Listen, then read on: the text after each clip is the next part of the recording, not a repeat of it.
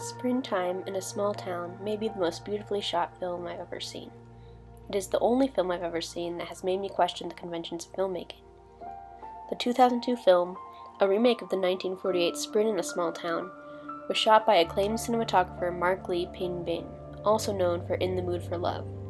This film is stylistically distinct as each individual scene consists of a single shot. The graceful and calculated movement of the camera navigates us, uninterrupted, through the moment of the scene. The single-shot cinematography of Springtime in a Small Town is a uniquely remarkable display of filmmaking that complements the film's themes of intimate yet isolated personal relationships. Upon my first viewing of the film, it took me some time to recognize that each individual scene contained no cuts. It wasn't until about halfway into the film that I fully recognized the stylistic consistency of the cinematography. Cutting is so ubiquitous to the language of filmmaking that its presence becomes invisible. Films cut from wide shots to establish space, to inserts to show detail, to close-ups to show character reaction, and each individual shot becomes an unremarkable fraction of what constructs an overall scene. When I realized these universal conventions were not present in Springtime for a Small Town, I became captivated by Lee's cinematography, watching the careful way the camera captured the entire moment of each scene. By the film's conclusion, I was so enamored with how beautifully it was shot that I wondered why this is the only film I am aware of that takes on this particular method of cinematography. If a film can be so evocatively told with single-take scenes, why is the presence of cutting such a universal standard? Why isn't this a style that more filmmakers look to pursue? Long takes and single shots are by no means unheard of in filmmaking, but I have found that in American films, their purpose is most often to display a spectacle of action. In films like Children of Men in 1917, single takes are used to showcase highly choreographed action set pieces, displaying grand moments of characters in grave peril. Such long takes often intentionally draw attention to themselves as characters move through new environments. The purpose of the single shots in Springtime in a Small Town is wholly different. By conveying each scene of the film in a single shot, the audience is placed in the moment alongside the characters. Within the empty, spacious home and tightly interwoven cast of characters, we take on the role as an additional presence occupying a precise placement in the scene. Through the movements of the camera, the audience becomes an unnoted character, a voyeur, witnessing and entangling within the intimate lives of the cast. The dinner scene commemorating Dai Shu's 16th birthday is a prime example of the effectiveness and technical finesse of the film's cinematography. All of the film's characters are present here.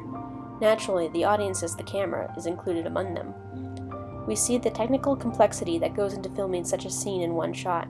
It requires not only carefully planned camera movements, but also calculated blocking of actors as they move positions around the table, and strategic focus to draw attention to particular aspects of the relatively crowded scene. The action and conversation all feels natural and spontaneous, which is truly notable as each actor must remember their lines, action, and movements, and perform them continuously and precisely. For the actors, you can imagine that this scene is more reminiscent of performing in a stage play than acting in a traditional film. However, they must also accommodate the presence of the camera and the intimate closeness of the audience. When comparing this scene to its counterpart in the 1948 version of Spring in a Small Town, you could see just how much it stands out in contrast to the conventional form of filmmaking. Mu Fei's version places our attention explicitly where it is directed to be, with the conventions of cuts and close-ups.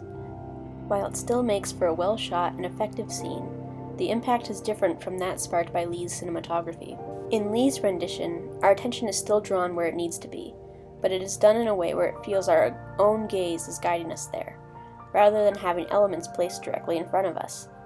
We are fully present alongside the characters, celebrating along with them, and seeing the discontent arise from Leon naturally. We are a ghost-like guest attending this gathering. The decision to frame the entire film in this way elevates the themes of Springtime in a Small Town, a story where characters are at once both intimately close and yet emotionally isolated. We experience these moments, seemingly from our own unique perspective, along with the film's characters, creating a feeling of familiarity and closeness. However, we are only as privy to the thoughts and emotions of the characters as they are to one another. Without the telling close-ups and point-of-view shots, We are instead left to consider Yumen, Leon, and Jean based on the same information they have regarding one another, through their tone, their body language, their resting expressions. As the film concludes with couple Yumen and Leon occupying the same space, sharing the same life, and yet remaining distant from one another, the cinematography has tied us to this feeling of isolation from an intimate presence. We watch them, solitary within their shared home, and feel a simultaneous distance and connection.